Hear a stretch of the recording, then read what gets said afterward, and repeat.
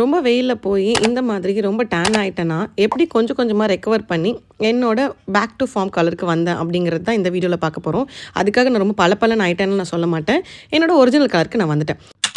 Tan remove பண்ணுறதுக்கு ரொம்ப ரொம்ப இம்பார்ட்டண்ட்டான வே என்னென்னா திருப்பி வராமல் தடுக்கிறது. அதுக்கு நம்ம வெயிலில் போகும்போது இந்த மாதிரி ஃபுல் கவர் ட்ரெஸ்ஸஸ், கேப் போடுறது, ஃபேஸை கவர் பண்ணுறது, டஸ்டஸ் இல்லாமல் பார்த்துக்கிறது, வீட்டுக்கு வந்தோடனே மூஞ்சி கழுவுறது, அந்த மாதிரி பண்ணிங்கனாலே போதும். ரெண்டாவது சன் ப்ரொடெக்ஷன். ஸோ பாடிக்கு ஒரு சன்ஸ்க்ரீம், ஃபேஸ்க்கு ஒரு சன்ஸ்க்ரீம், அப்படி இல்லைன்னா பாடி அண்ட் ஃபேஸ்க்கு சேர்த்து ஒரே சன்ஸ்க்ரீம் கூட நீங்கள் போடலாம். 2 hours ஒன்ஸ் கண்டிப்பாக போடுங்க. அப்போ தான் சன் டேனை இன்னும் ஈஸியாக நம்ம ப்ரிவென்ட் பண்ண முடியும். Third, recovery and repair.